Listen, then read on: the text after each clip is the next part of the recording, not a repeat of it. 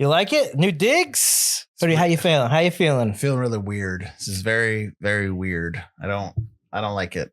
You're the one who bought the chairs. Because you were hounding me. Hounding you to get the new set. Well, we're here and we're talking A Perfect World. This is not a perfect world. Ladies and gentlemen, please notice that exits are conveniently located at the front and rear of this auditorium. When leaving the theater, we suggest that the exit at the front of the auditorium will allow you easier access to the parking areas. Thank you. Hi, I'm Mike Butler. And I'm Mike Field. And you're watching or listening to Forgotten Cinema. Each episode, we highlight a film that, for a variety of reasons, was forgotten by audiences. Whether it be because a more popular movie was released at the same time, or the film simply didn't catch on with audiences in its initial run. We'll discuss what we love about the movie, or maybe don't love about it, but we always recommend you revisit it. You never know. You might find your own forgotten gem. If you like Forgotten Cinema, we want to hear from you. We're on Instagram, Facebook, YouTube. We have a backlog of over 250 episodes for your listening pleasure. It's 275 now. 275. I couldn't remember if you said 75 or 300 last time. We are close to 300. Yeah. Sometimes I count the... Well, I guess the now showings count, right? Oh, the now showings count. Yeah, so sometimes I count those. So for those in our podcast listening audience, I don't know if you're going to use the opening that we did for the YouTube audience. But probably not. Okay. Because it doesn't make any sense for them. If we sound different, it's because we are now staring straight ahead in two swivel chairs at a camera. We're like doing it like talk show style. Yeah, we have different mic arms. It's very odd. It's very odd. This is very Siskel and Ebert. It's, yeah. So what's going on, Mike? Nothing much. I just escaped from prison with a psychopath. I don't know why he was in the same cell block as me, but it's the 60s, so things happen. We escaped from prison, killed a prison guard, shoved him in a trunk, took his car. Well, I didn't kill him. Drove off, kidnapped a little boy. I ended up having a fondness for the little boy. Killed the evil guy. Decided to play a father figure to this kidnapped child who ended up getting Stockholm syndrome. All the while, Clint Eastwood was following me. It's a classic tale. Whoa. I'm already sensing some tension, some hatred coming from over here. Not at all. I'm just saying what happened to me. So yes, we are doing A Perfect World, as Mike has described the synopsis to you in such elaborate fashion.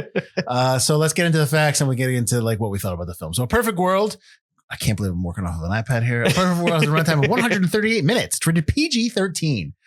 Production budget of $30 million. It came out on Wednesday, November 24th, 1993. I believe that was a Thanksgiving movie. Ooh, yeah, I can see that. It was. It was because yes, it was. We'll get to it later. So opening weekend, it did $8.1 million.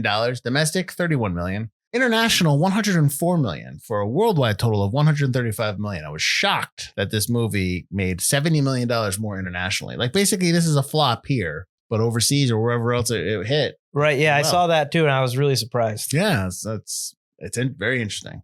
It's not an action film. It's not like, you know what I mean? Like Kevin Costner and Clint Eastwood, I guess. Speaking of Clint Eastwood, his production company produced this film, Malpaiso Productions, and it was distributed by Warner Brothers. So I said it came out on the 24th, which was Wednesday, which was the Thanksgiving weekend, and it went up against in a wide release. We're Back, a dinosaur's story. Ooh, I like that. You a big fan of that? I am. Mrs. Doubtfire. Big fan of that. The Nutcracker. And Josh and Sam. Sam is S-A-M, I guess. I don't know. Have you ever seen Josh and Sam? I think it's a alien movie. Never seen it. Okay. Nutcracker maybe saw. I mean, there's so many different versions of the Nutcracker. I don't know. Gotcha. All right. So I actually jumped ahead. So the week before, which was the 19th, which is that Friday before, you had Addams Family Values and Man's Best Friend in a wide release and in a limited release, Dangerous Game. And then there is nothing coming and nothing comes out the week after. So the next week would be, let's see, the 26th. Would be like December 3rd would be the next week. Nothing came out. There was nothing listed for December 3rd. So I went to December 10th. And December 10th, you had in a wide release Wayne's World 2, Sister Act 2, Back in the Habit, Geronimo, An American Legend, and then a limited release of 6 Degrees of Separation. Have you seen any of those films? I've seen Sister Act Part 2 and Wayne's World 2, yeah. You've seen 6 Degrees of Separation? No. That is, you should see that, and you'll never think. You'll never view Will Smith a different way. Oh wait, no, I have seen that. Never mind, I forgot the title. Yeah, it's really good. He's really good in it, and it's just because I remember. So that's 93. So he was, I think Independence Day is like next year, right? 94. right? Independence Day? No, 95 or 96 Independence. This is like right 90 before he gets Fresh 96. Prince of Bel-Air. Yeah. This is like his first acting job. But I didn't see it. It didn't really. I think it came back out and around, or it came when like he started becoming like big time. Re-release and be like, hey, you all missed this, but it's got Will Smith. Right, and it's really good. All right, this film is directed by Clint Eastwood, who's done. Pardon me while I change this. All right, let's go here. Good job, Mike.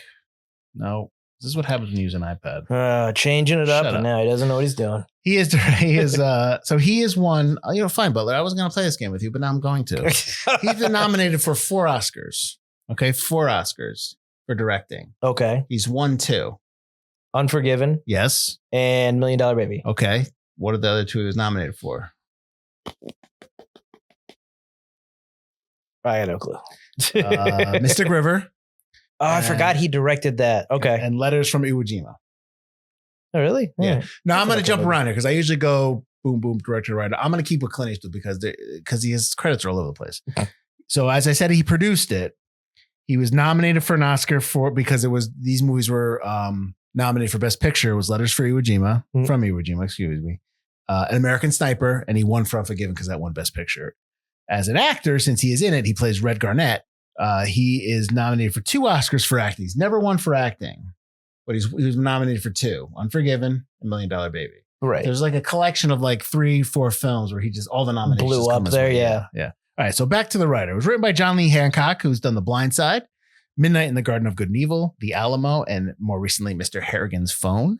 Cinematographer was Jack Green, who was nominated for an Oscar for Unforgiven. He's also in Serenity, Click, and Twister. Composer was Lenny Niehaus. Probably said that wrong. He's done Bridges in Madison County and Space Cowboys, edited by Joel Cox and Ron Sprang. Cox has done $1 Million Baby, American Sniper, which he was nominated for an Oscar for, and he won an Oscar for Unforgiven. Ron Sprang has done the Deadpool and The Jerk, 2 widely different films. Yep. So Mark Johnson also produced this film, and David Valdez, along with Eastwood. Johnson has done The Holdovers and Bugsy, which was nominated for Oscars, and he won an Oscar for Rain Man, which won Best Picture. And David Valdez has done The Green Mile, which is nominated, Open Range, and Book of Eli. I'm waiting for you to chime in on the movies we've done.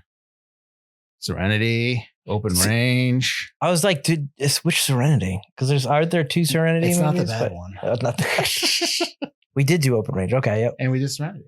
I'm saying I didn't know which Serenity he did. Kevin Costner as Butch Haynes, nominated for an Oscar for Dances with Wolves. He's also done The Bodyguard, and obviously newer audiences probably know him from the TV show Yellowstone. I talked about Eastwood already. Laura Dern is Sally Gerber. She is in The Camper, tracking down Butch Haynes along with Eastwood's character Red Garnett, or Red. She is in. She's won an Oscar for Marriage Story. She was nominated for Wild and Rambling Rose, and she had quite a year in '93 because she's also in Jurassic Park that comes out this year. Mm-hmm.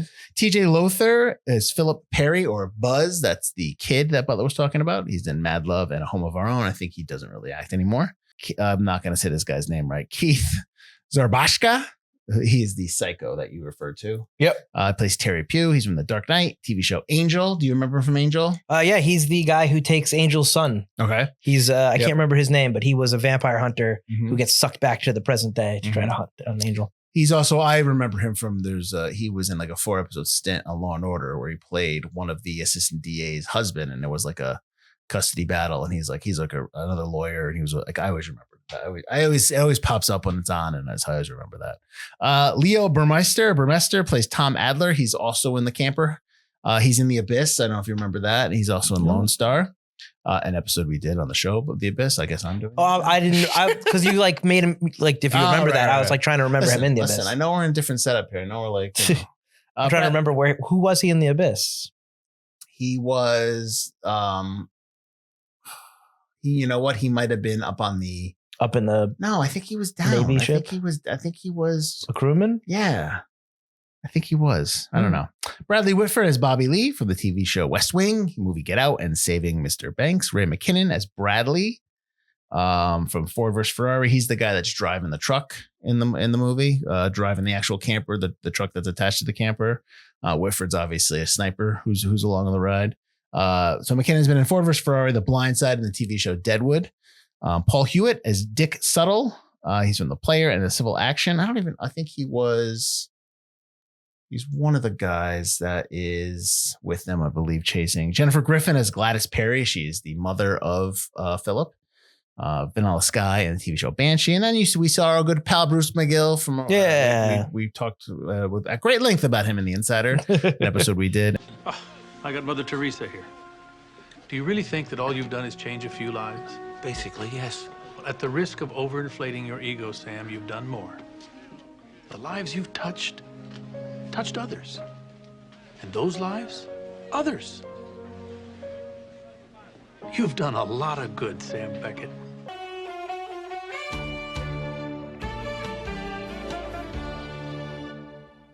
And then Linda Hart is in there. Linda Hart played, the only word I'm saying this is Linda Hart plays the waitress, Eileen, that he kind of fools around with a little bit.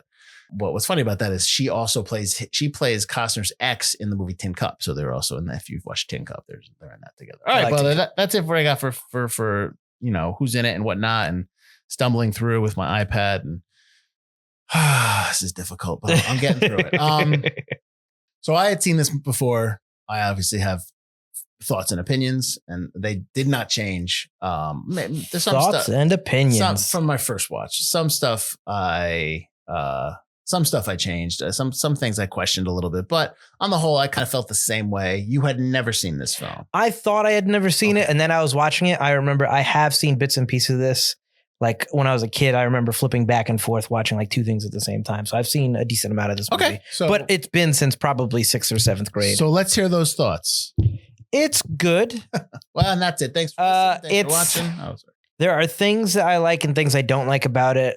Kevin Costner and Buzz and for Philip, they're really good together. They've got a really nice chemistry. I like the story that it tells. I like Butch as a character. I like, really getting to know him, and you kind of get a sense of where his head's at. What's wrong with him, which clearly there's something wrong with him. I like all that. I don't know if I really like the Clint Eastwood stuff all that much. I think it slows the movie down as much as I like Laura Dern and Clint Eastwood's back and forths in the movie. And there's other stuff that kind of bothers me. There's the ending of the movie, or the action that happens that gets us to the end of the movie, I feel like is a little too much, which we can get into. But overall, I think it's a good movie. It's a nice movie with just a few things holding it back from being a great movie. Well, this is widely considered one of Eastwood's best films. He's made so many really good films, but this is widely considered like one of his best. Okay. I'm just saying. I'm just throwing it out there. Do you think it's one of his best? I mean, top 3. I really love Unforgiven. I haven't, what's funny is I have not gone back to $1 Million Baby or Americans. I wasn't a big American Sniper was okay, but I didn't really love it. Yeah. What's the other big film that we were talking about with him? Letters from Iwo Jima. Yeah, I wasn't that was okay. Mr. Griver, I really liked. Mr. Griver's really I read good. The I book. forgot that was him. I read the book, so that's an added caveat. Like, when a movie just comes close to like the same feeling of the book, that I'm like, oh my god, it's great, because you just remember the book. This film, A Perfect World, not that I want to keep going down his filmography, but A Perfect World is there's a lot of really nice moments in it, especially with Butch Haynes, Costner's character, and the kid Philip, that I thought really spoke to a lot of. It wasn't just about a lot of things. Their conversations and what they talked about were simplified, obviously, because he's talking to a child, right? And they are localized to the story that we're being told here. But I thought that they translated well to the audience and their life and everything that we deal with in our lives. I thought I really enjoy that. Like there's one, I think the biggest thing is the line at the end, is Eastwood's last line when he's like, I don't know nothing, not one damn thing. Like I love that line because that's just that kind of sums up like just, You know what I mean? Like you don't know anything, you know, like you can pretend to be like, you know, this badass guy, this badass Red Garrett, you know, who's chasing everybody down. And, you know, because when you first meet Red, he's like, we're going to take this camper. He just takes it, he tears down everything, and they're going to go. They're stealing the governor's camper. And they're going off and you know, like, oh my God, he's going to chase him down. But like at the end of he did nothing to affect anything that happened. He didn't bring him in. No, not at all. Yeah. Yeah. And I think that his line is really, really good. I will say this though. I agree with you. Red's not really hunting Butch down. Red is just following. He's reacting to everything that happens. Right. And Butch is basically Butch and Philip, their story is, and their path and their travels is what drives the movie. And quite honestly is what I'm there for. So yeah. So Red being in it and that whole thing, I think you need that element.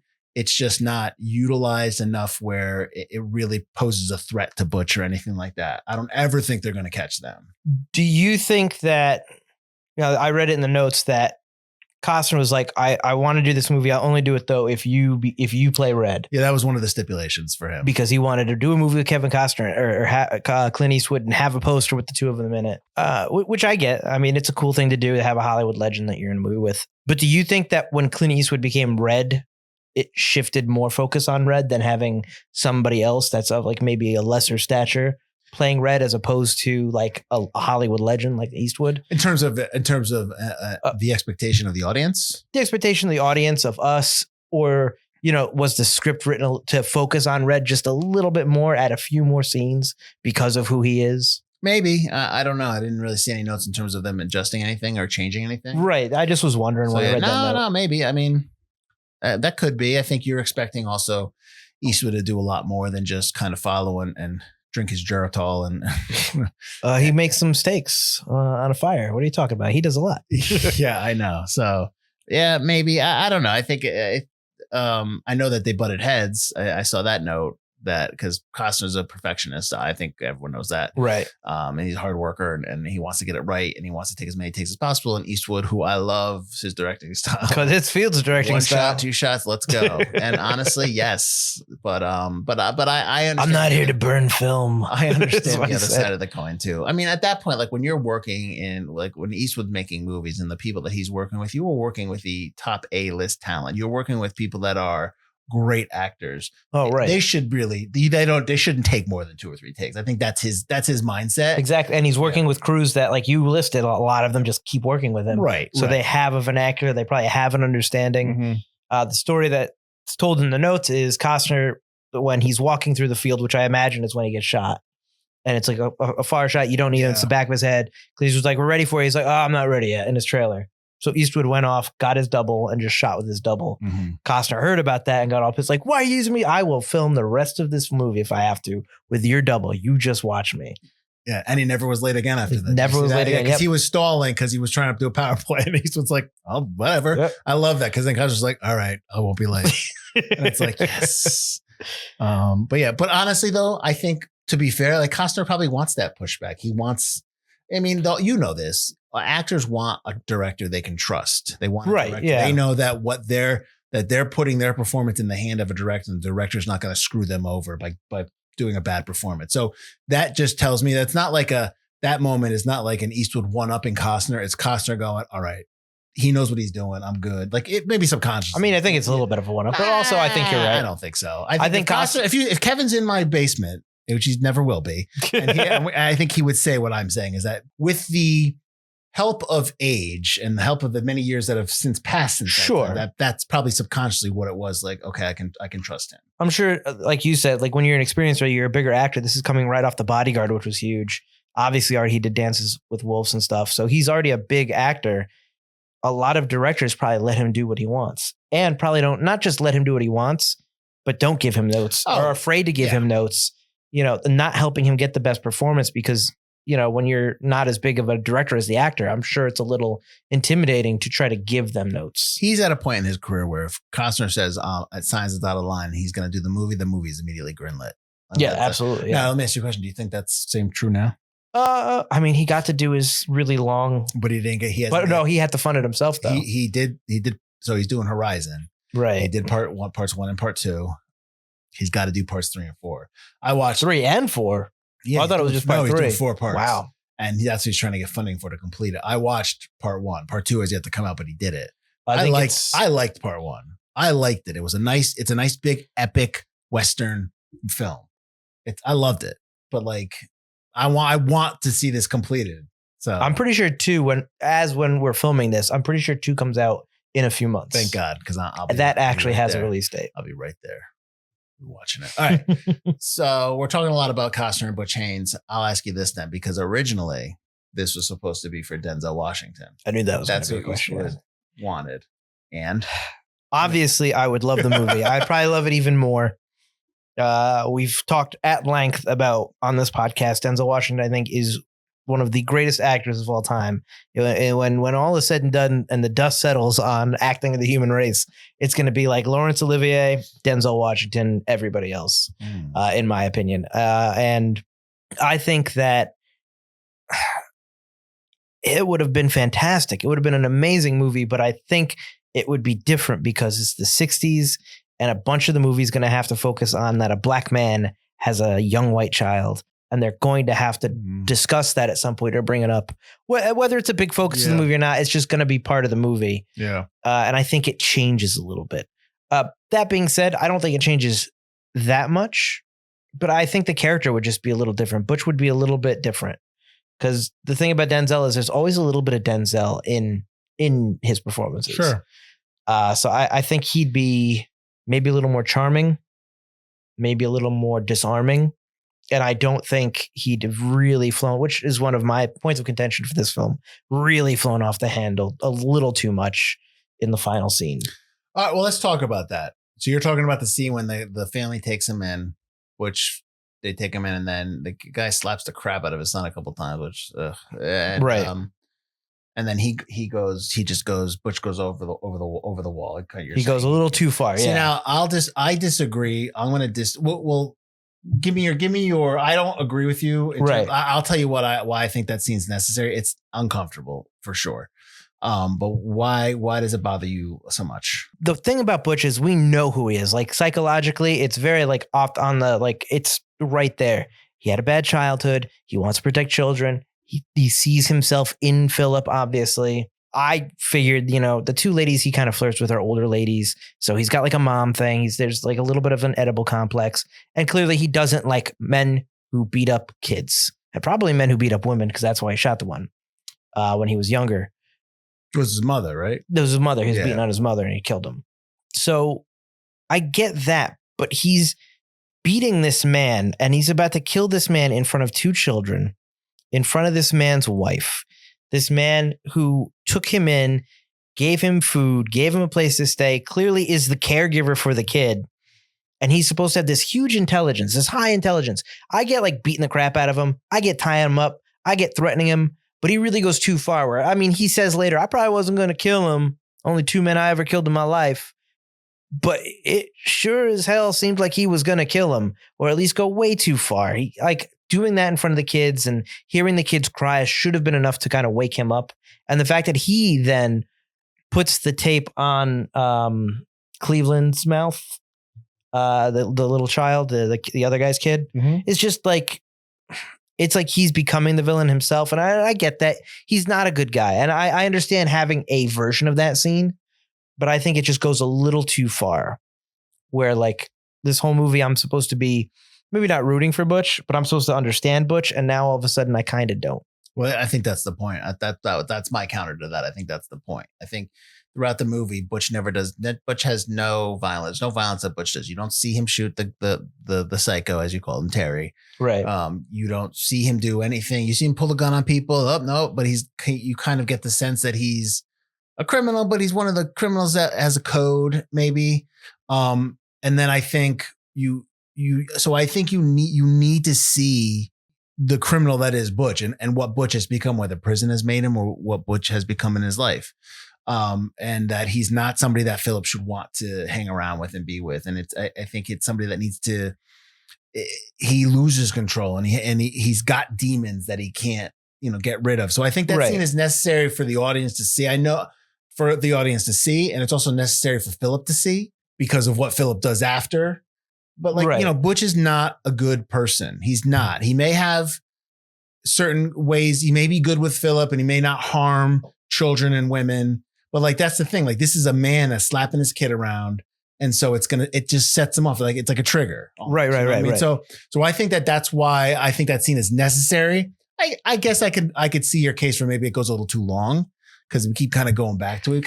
We keep stalling at the house a little bit. Like, we're there almost like for them to catch up, the good guys to catch up. Right. Yeah. I think maybe that's my thing. It's like a little too, and I get that. he goes a little too jokery with it, you know? But that scene needs to be there because even then he is, Butch is smooth throughout that time. He's dancing with the wife. He's flipping with the kid around.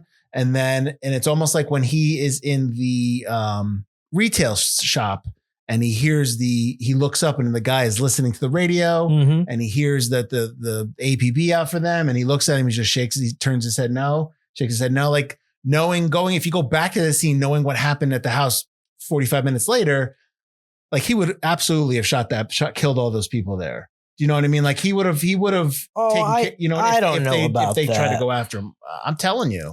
I don't know about, because like, I mean, he does say he's only killed the 2 people before. That doesn't mean he's not going to want his freedom. True. So I think he's a bad man and we need to see that badness at some point. I mean, if that scene is too long a little bit, I can see that, but I think that scene needs to be there. Maybe it needs to be there a little earlier, but then you have Philip completely scared of Butch the entire rest of the end of the movie. So kind of coming at the end and then he shoots him and then you have kind of like, you're at the end, you're at the last 15 minutes and Philip's torn between what he did and he feels bad and all that stuff. And quite honestly, while I'm on the topic of Philip, you know that I like always am with kids in movies. Sometimes they're a little too precocious, or I'm just kind of like, Right. I actually liked him a lot in this film. I thought he did Philip a really is great. good job. I thought that whether Eastwood or his acting coach or whoever, they got out of him something that felt very genuine and very relatable, and he works well. It kind of plays off of Costner really well, and I thought Costner did a really good job with the kid. So I think if the kid bugged me a lot, you know, if I was just like not feeling his performance, Right. it would have affected my opinion of the movie and of their chemistry together. But I thought he did a really good job. No, he did. He did a great job at being respectful because obviously he's an adult and he's with him. Oh, a lot of the yesers, yeah. Very much afraid of everything, very unsure of everything, with little moments of those happy moments where he's smiling and stuff like that. I thought it was really good. The fact that he's a Jehovah's Witness, so he doesn't celebrate birthdays, and that comes up, or like when he has to go to the bathroom, he's like, I got number 1. He wants to go to the filling station. He's like, you're in nature. Exactly. Everything's a toilet. Like, so yeah. So he's like allowing him, Butch allows him to do kid things or it doesn't have to be so strict. Right. I mean, I'm sure that's not going to change when he goes back to his mom. So, oh no, all those promises that she made, not good enough. I know. Yeah, I know. She's like, sure, I'm not doing that. You're not getting cotton candy. There's no festivals, no Christmas, no parties, no Halloween. Get back inside. One of the things I forgot, or I just never picked up on from the first watch to this watch, was I didn't realize that Red was the reason Haynes was sent to the juvenile detention for 4 years. Yeah. You want to explain that a little bit? So he was sent to the toughest juvie in Texas. He stole it. He stole a car. He wanted a joyride. And so his punishment was 4 years in the toughest juvenile detention center in Texas, where he kind of learned the trade. Shocker. That's what prisons do. When he said, and I think it's Bud, not Bud. Tom, who says, that's it's not a big deal. That's where he became a criminal. That's where he became a criminal. Yeah. And someone else, maybe that same guy in the trailer was like, well, that's not a big deal in the car. It's like, well, the judge gave him the toughest sentence he could. And Red then admits later on, I'm the one that put him in there because his dad, even though he thinks he was a small time crook and an okay guy, was a woman beating, kid hating, career criminal. And he would have learned worse with his father than he would have in the juvie system. Mm-hmm. So I gave that judge a T-bone steak and I bribed him and I said, give that kid, the full sentence to keep him away from his father. But Red was questioning whether that was even the right thing to do. Because he ended up being a career criminal. What ended up happening, yeah. What about the scene in the car with Terry? We doing a little action, right? Is that what that was going Oh, on? 100%. Okay, Yeah. okay. He was really interested in his little pecker. Yeah, And there's a lot of pecker talk in this like movie. he started kissing him up when he was like hugging him. He was hugging him, and then we're in this weird embrace was like, thing, and then he mm. ran. So yeah, it was, Yeah. yeah. Oof. Screw Terry. He got what's coming to him. Yeah. All right. So what else? What else in this film that you kind of were down on, or you seem like you like it, but not so much? I just think some things are like that scene is a little too intense. There's a little too much going on there. Like we said, Red is so disconnected from the rest of the case. It's like he's not solving it. It's like I don't get why he's in this, other than maybe a couple of scenes. Like I don't think he should be in more than maybe 2 or 3 scenes, maybe bookending the different acts of the film, and then he can meet up with them. I just don't understand why he's there to not do anything about the chase. Them connecting when he drives by. It's funny when she's like, well, Halloween costume, Casper the Friendly Ghost. That was them. And they run back like, what a coincidence that is. It's just kind of like, that's the only moment where they like butt heads. If they kind of, Sam Gerarded a little bit like in The Fugitive or U.S. Marshals, where he's kind of catching up to him as the movie goes. Yeah. I would feel like that makes more sense, but they almost seem like 2 wholly different films. And then you get the Bradley Whitford in the trailer being like a creepo. And it's just kind of like, okay. Oh, yeah. Well, that was weird too. Having that scene where he like corners and like, I don't know, tries to police seduce Laura Dern. It's like, why is that in there? Just to make the FBI guy the bad guy? Like it's so generically done in all the movies. Yeah. Well, like it also gives right. Red. It also gives Red a hero moment when he punches him. Yeah, because it's not, well, no. Just in the trailer where he helps Laura Dern. Yeah, but that totally takes away her. And I get it's 1993, but that takes away her strength, her power. Your whole thing is like, I'm my own person. I'm just as smart as you are. I'm here to solve the case. And big strong man got me cornered. I need another big strong man to help me. Like that completely deflates her power to me. And I'm like, well, she never showed that she was in fear. She was just like, come on, knock it off. Like she was like annoyed. Right. But she was kind of stuck. Well, true. But what was he going to do? Was he really going? I mean, like, that's the thing. It's like that whole scene is so stupid. It's like you're surrounded by 6 other cops. So are they just going to let you get away with this? But that was when they crashed and they were stuck there, which that's another thing when they're chasing them and they which is funny because the trailer comes off and he's like, what was that move? What's the, not Temple of Doom, Last Crusade, right? When it comes off and they're staring and it's riding by. Oh, and they're smiling at each other. Yeah. They're in the motorcycle chase. Right. So that goes off and it crashes. Then they're there for like 20, 30 minutes of the movie. They're just camping out. No one knows where they are. Because they got away. Yeah, exactly. Yeah, I know. So I was like, they were stuck there too. So it's a little weird. Yeah. So those are the things that took me out. The Butch Phillip stuff is really good, but the Red stuff kind of takes the wind out of their sails a little bit. Let me ask you this question. The difference between the scene at the house at the end that we talked about for a good 15 minutes. Right. And the stuff with the family in the station wagon. Do you think that's different because it's the mother that was disciplining the kids? Because when they take the station wagon, he talks about how like, oh, he's a good man. He knows he's a good father, good man. Right. Good father. He knows that, he let us have the station wagon pretty much because he knows what would happen if he didn't, and he was going to take care of his son. But do you think that that's the difference in between those 2 scenes? Or is there a difference? There's a little bit of a difference in that you can see that anger rise up in him, which you saw before with Terry. But he doesn't he doesn't beat the woman. Obviously, she's a woman, but the dad kind of plays it cool. So he's all right. It calms him down. I think he sees that the father's like, it's all right, honey. Like he sees he's a good father, which is something he doesn't have. He never had in his life. But he does kind of get like angry with the mother yelling and shaking the kid. Although she never hits the kids. Well, she overreacts. She does overreact. The new car smells gone. It's going to smell like RC Cola, I guess. Driving the Griswold vehicle. You're good. Holiday Road. So, yeah, the fact that he's a good father, he does kind of get angry, steal the station wagon. But do you think that maybe that wasn't his original plan? And shaking the kids made him go, I'm taking the station wagon for myself. Well, I think he knew he needed transportation. He needed to get past the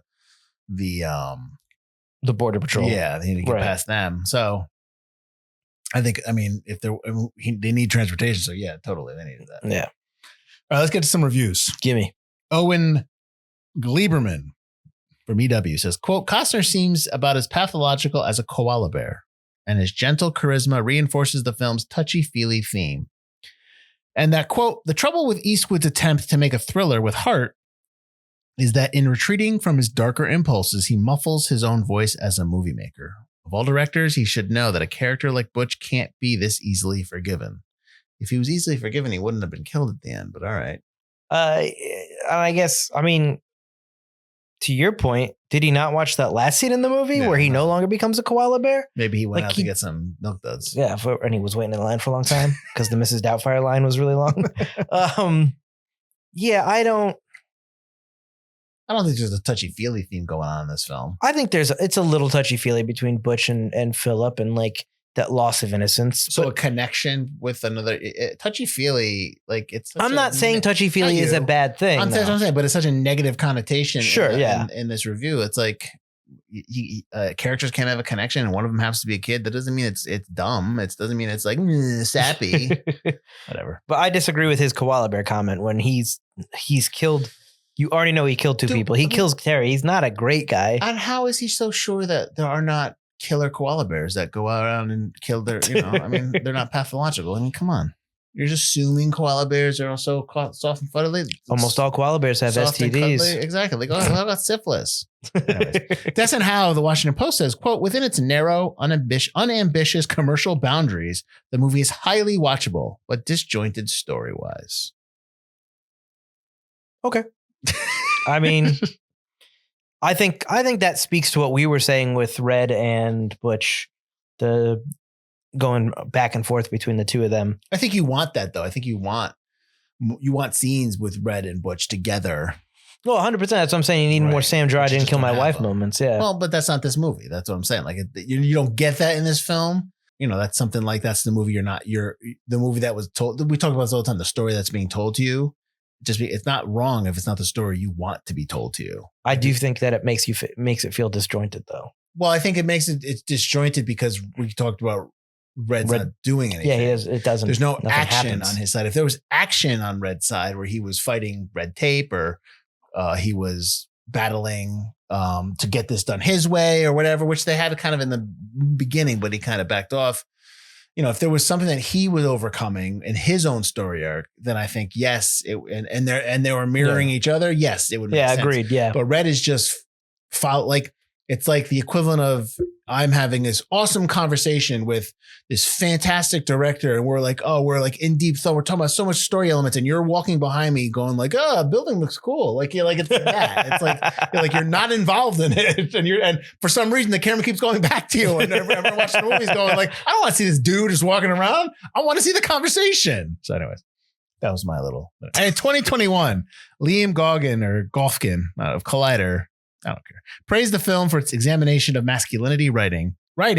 Eastwood's films are frequently under fire for their political baggage. But A Perfect World doesn't lionize its characters or offer any easy solution. It presents a slice of reality and the flawed characters forced to inhabit it.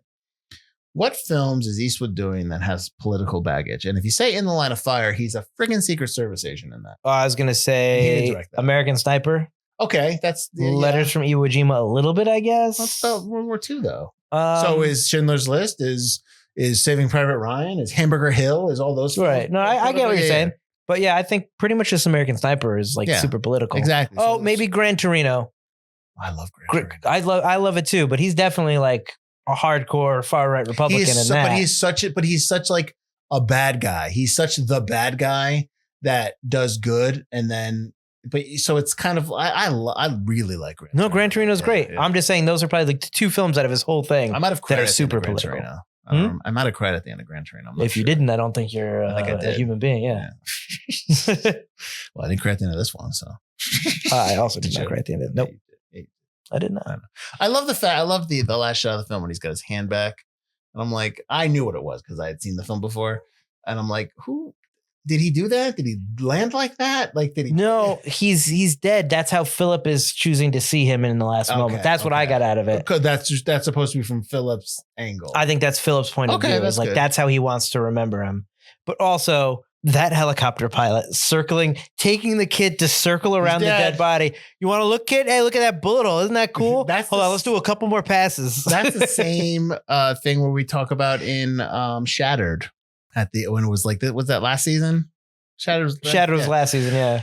When at the end of the film, the car goes off the cliff. At the end of the film, they're taking off, and for some reason, they still stay circle around too. Yeah, right. But like, what are we doing here? Like, look at him burn. All right, let's get out of here. At least in that case, I can see them being like, I just really want to make sure she's not getting out. Please make sure she's dead. In this, it's a little kid who's already traumatized. It's like, hey kid, you want to take a look at this dead body for a few more minutes? Meanwhile, the cops are just like, why are you like holding their hats down? Like, why are you that low to the ground? Get out of here. So I told you the one line I liked in the film. I don't know nothing, not one damn thing. Do there any other lines that you liked in the movie? I mean, it's not a line, but the whole conversation about the time machines. Yeah, it's fun. I think is really nice. I think that's like a nice connection to them. Obviously, the thing about Alaska. All right, and you know, I like the line. The whole line Philip says while he's walking across the grass. Philip, well done, Philip. I'm not mad. Let's talk this out. Mm-hmm. I probably wouldn't have killed him. You did good, but I probably wouldn't have killed him. I only killed 2 men. One hurt my mama and one was about to hurt you. I like those lines. I also really like the line where Philip comes back from and goes, "Why are you back? I think we had a very successful negotiation in terms." I thought that was a really good line. I think a lot of the lines are really funny. Did you love her?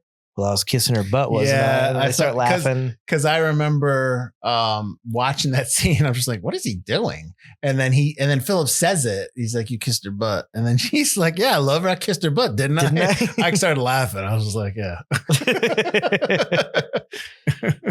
Oh, and the line he has, I don't remember it exactly, but the line he has about threats and threats. Oh, that line is that's like repeated consistently everywhere. It's like, no, that's a threat. I'm gonna break in 3 seconds. I'm gonna break your nose. That's a fact. Before this is over, I'm gonna kill you. See, that's a threat. Getting the hang of this. Yeah. No, I like that line. I like that whole conversation. He flicks the cigarette back at him. I love it. Yeah. No, that's good stuff. All right. So then who are you recommending this to? Do you think Eastwood doesn't carry a lot of weight with younger crowds now? No. Which is too bad because do you think he ever did? You know what? I didn't really appreciate Clint Eastwood stuff until I got older because I guess maybe just the idea, his style, but like his stories are so, and I don't mean this in a negative way, they're so simple. They're so like straightforward and to the point. And this is the story I'm telling you. And it doesn't get convoluted and it doesn't get messed up. And it's just a nice, it's just sit down and watch Clint Eastwood movie. I'm going to come away with something. That's how I feel. He makes stories for adults. Sure, he makes stories for grownups, which is very great. Few now. Right. So I absolutely, I respect that. I think you just don't like him. I like Clint Eastwood. Oh, okay. I mean, I don't agree with his politics. It doesn't mean I don't like the guy. He's like in his mid-90s. Exactly. Let's just leave him alone. Yeah, Unforgiven's great. Gran Torino's great. Awesome. This movie's really good. $1 Million Baby, from what I remember, because I've also only seen it the one time, is very good. It's very sad at the end, but it's very good. So no, I like Clint Eastwood, but it's hard to recommend a Clint Eastwood movie because they're for grownups, and even grownups don't like grown-up movies anymore because so many grownups are like children. Whoa! I've said this before. I don't care attacking viewers, not you, dear viewers, who clearly love cinema. But I don't think anyone has gotten to this point at this far into the episode. But yeah, I just don't. I would find it hard to recommend this to many people. I think people that are, in their 50s and up, sure, they're going to be grown-ups that like grown-up movies. Anybody else, I might recommend it to them, and they still might go, I got like 15 minutes in it, I turned it off. I think it would be tough. Those people don't get any more movie recommendations from me. That's what ends up happening. I think people that enjoy Yellowstone, people that enjoy a lot of the Taylor Sheridan stuff, like Tulsa King and The Mayor of Kingstown and all those Paramount Plus films that are, not films, but TV shows that are for an older crowd. I would recommend this movie to them. Which are all like modern Westerns. Yeah. Kind of. Right. Yeah. Hell or High Water. Yeah. I think it's him too, right? Yeah. Wind River, which we love. Oh God, Wind River. This is a really good film. I really like this movie. We just talked about it for the last 45 minutes. So I would recommend it to people who enjoy that stuff. And again, I would recommend this to, I think I recommend a lot of our movies to more people than you would, but under the idea for me that if they came back and were like, oh man, that stunk, or I couldn't get through it, I'd be like, don't ever ask me about a movie recommendation. I just can't live with that disappointment. Like I really, it's not that I sit there, like I really take movie recommendations, I wouldn't say seriously, but like when somebody comes up to me, like, Mike, you like film, we're looking for a nice family comedy, or something, or we're looking for a horror film that I want to watch. I like with my, when we love horror, like, what have you watched? I really sit down and like, I think about like, what would they like? And I give them the recommendations. And then if they come back and they love that, that's great. And then it's like, let's talk more. Right. If they come back, like I remember I recommended something and they're like, oh, we ended up watching this film we always watch. And I'll be like, don't ever ask me for a recommendation again. But no, I do kind of, because I've seen so much, and if people ask me for a recommendation, I figure like, they're asking me because they know I've watched a lot. So I've got a good sizable amount of knowledge or floating around up here that's removing a lot of other stuff, obviously. So, I do try to recommend to more than people, but I understand what you're saying. Like you don't want to recommend to somebody that's going to tell you, I'm not going to like that movie, I'm not going to watch it. I just don't want to get disappointed. So then why is this film forgotten? I think the amount of films that you said came out, even the kid films, parents are taking their kids to those movies because that's just family movies. Mrs. Doubtfire, everybody saw. So you're saying because it came out against Mrs. Doubtfire, and then you had Wayne's World 2 and all that stuff, and Adam's Family Value. Even We're Back, a Dinosaur Story still steals people from going the next week or whatever to movies. I think that that was a stacked few weeks of movies. Mm-hmm. And I think that would probably have hurt it. And I think that's honestly probably why it made more money overseas. Oh, okay. All right. I didn't obviously Costner and Eastwood, especially Eastwood's a huge name overseas from his Westerns, but I think that killed it here. Yeah. Yeah. Okay. Personally, what do you think? No. It's not an action film. It's a drama. It's not, it's not Costner's at this point doing like, Dance with Wolves, which was a big epic. Bodyguard, which is a huge hit. Even like Field of Dreams was 89 or 90. Yeah. Yeah. Turn of the 90, decade. Yeah. So that's like a baseball film, feel good film. Like I think like after this, you had like the Bridges of Madison County, which was 95. So then you had a couple Eastwood films that are more dramas. So I think you had like, so I'm trying to think what Eastwood was doing a lot of stuff. Like he was doing a lot of thrillers and obviously Westerns in the 80s, 70s and 80s. So it's not like your typical probably Eastwood film. So I think it's probably a lot of that. And I mean, forgotten in terms of like we're talking about it in terms of as decades go on, as the years go on. I mean, yeah, people aren't going to really go back to that. There's other films to go back to. They should go back to A Perfect World. I know that when I put it on, when we said I was watching it on our Instagram stories, I had a couple people that reached out and loved it or said like, oh, great film. So, people know it's good. This won our Patreon choice. Yep. So that's right. I forgot to mention that beginning. Do you think it's also like Costner and Eastwood have so many films in their filmography? But that hurts us too. It's probably, it's not smack dab in the middle, kind of. Not saying like when I say it's not Costner's top 5, I don't mean like when people say, like, oh, give me Kevin Costner film. It's not that it's not one of his best films. It's just he's that made so many. There's really so many good other ones films that are so memorable that people always talk about, like in Field of Dreams, The Untouchables. So that wasn't. But yeah, so Open Range is good too. Open Range is great. We did Open Range on the podcast. So yeah, so it's probably that, a little bit of that. Yep, I would agree. All right, where can they find us? You can find us at ForgottenCinemaPodcast.com or wherever you get your podcasts. Wherever you're listening, watching, arguing with us right now over nothing, we can't hear you. Give us a rating, a like, a subscribe. Tell us your favorite Costner or Clint Eastwood movie. Tell us all that kind of stuff. That's great. If you want to support our show further, we are on Patreon. We have tons of exclusive episodes. We just finished up, I think when this comes out, we have just finished up The Things look back, where we looked at all the 3 different Thing movies. Yeah. We did a look back on the first Nightmare on Elm Street. We are going to have our next now showing would be Sinners, the Ryan Coogler film. Right.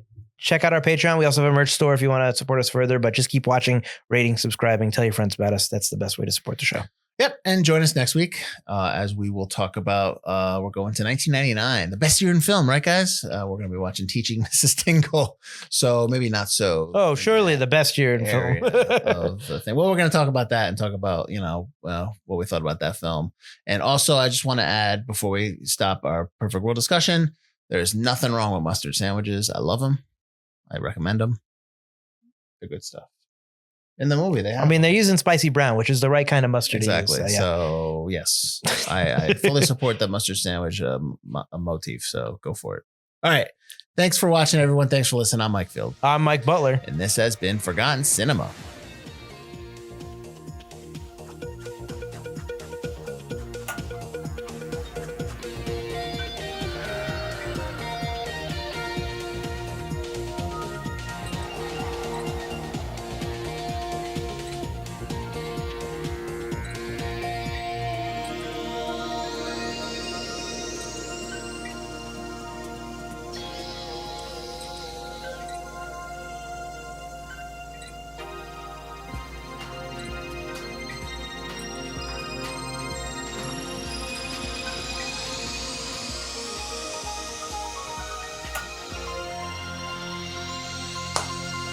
Hey everyone, thanks for listening to our A Perfect World episode. If you are a Kevin Costner fan and you didn't know this, he has a brief blink if you miss a cameo in Night Shift, which we covered, which is right above me right here. So check that out if you'd like. Mike? If you guys like more crime stuff, we've got Copland starring Sylvester Stallone, Harvey Keitel, and a million other actors right above me right here.